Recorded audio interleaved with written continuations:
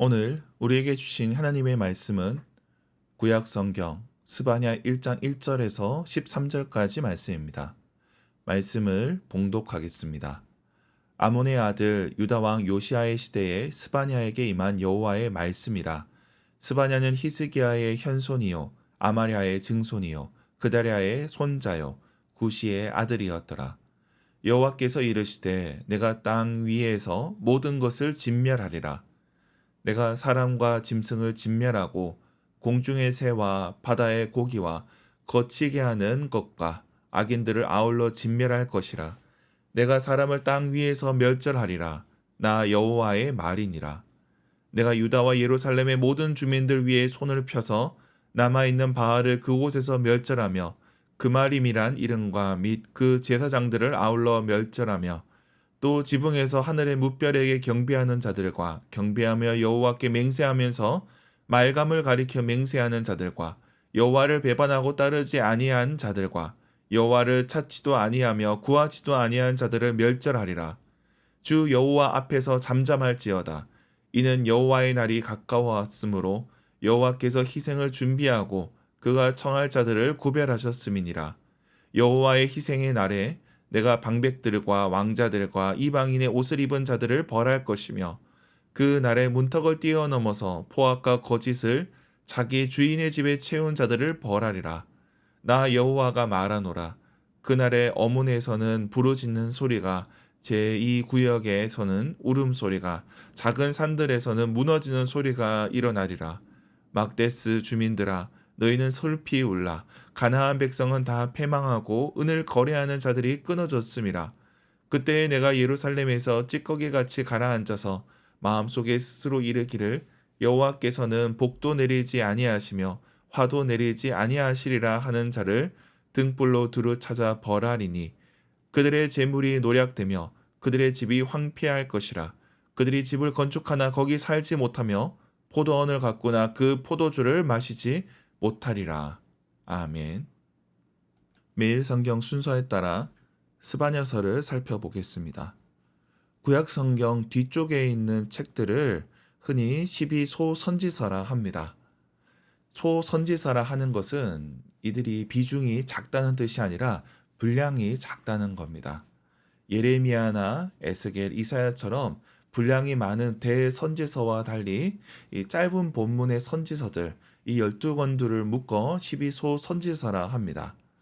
이런 12소 선지서는 우리가 다룰 기회가 많지는 않습니다. 그러나 이 선지서들은 여호와의 날을 중심으로 묶여져 있습니다. 오늘 본문의 스바냐서도 그렇습니다. 우리가 스바냐서는 주로 3장 16절에 너의 하나님 여호와가 너희 가운데 계시니 이 구절을 바탕으로 한 찬양에 우리가 익숙하지만 그러나 스바냐서도 여호와의 날, 하나님의 공의와 심판에 대해서 강조하고 있습니다. 하나님의 사랑과 회복의 말씀을 읽기 전에 먼저 회개해야 될 것을 가르치고 있습니다. 오늘부터 이 스바냐서 말씀을 살펴보도록 하겠습니다.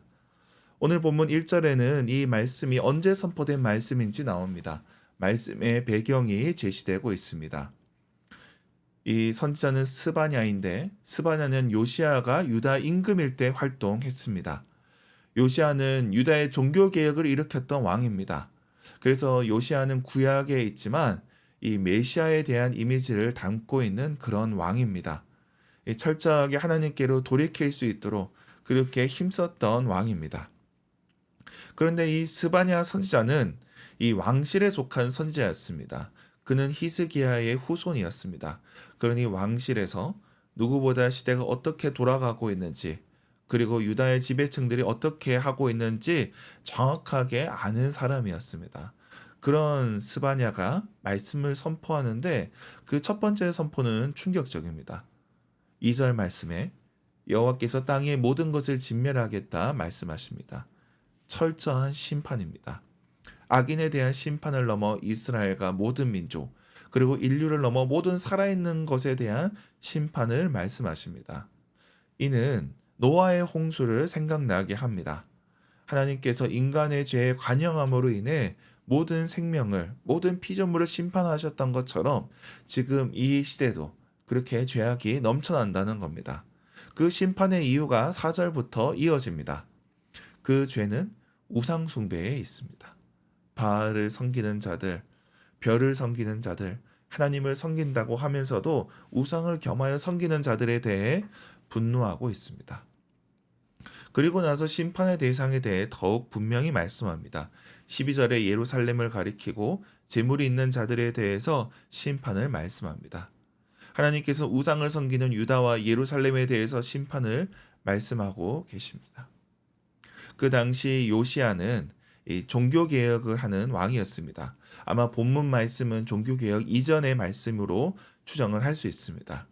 이 요시야 종교개혁이 열왕기하 23장 말씀에 있는데 거기에서 나온 우상의 종류들이 너무도 많습니다.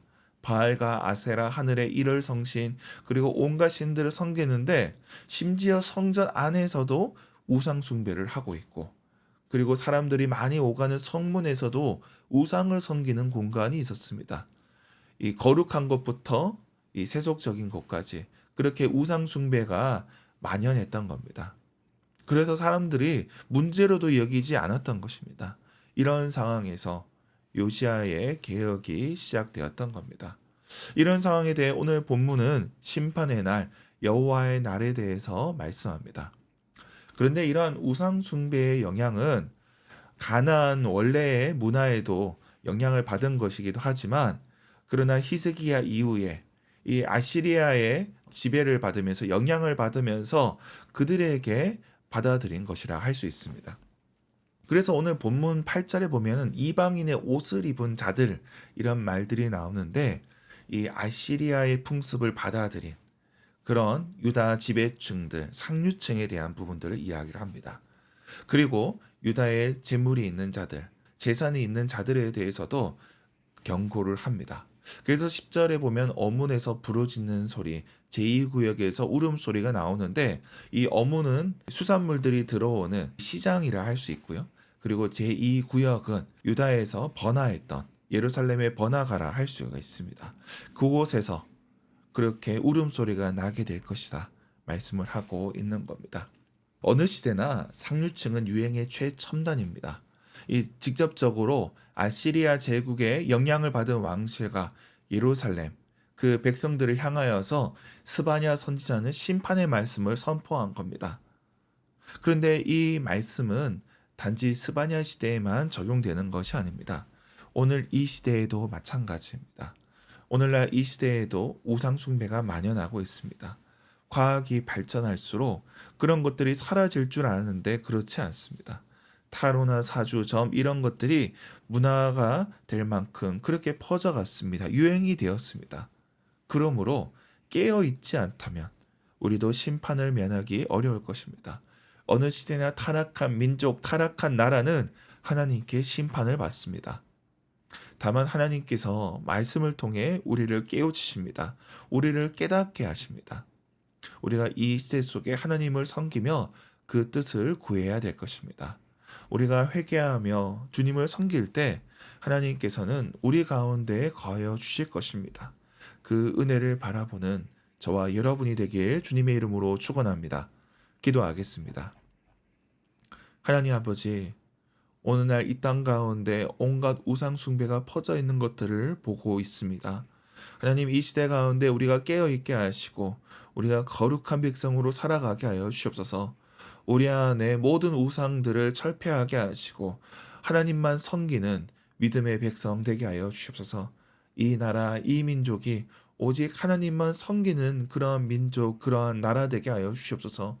우리 가운데 연약한 지체들과 함께하여 주시고 육신의 연약한 정신적인 어려움도 주님께서 긍휼히 여겨주시고 또 은혜를 베풀어 주시옵소서. 오늘 하루 우리의 삶의 자리 가운데 주님 함께하여 주시옵소서. 우리의 손으로 감당하는 모든 일들 가운데 은혜 더하여 주시옵소서.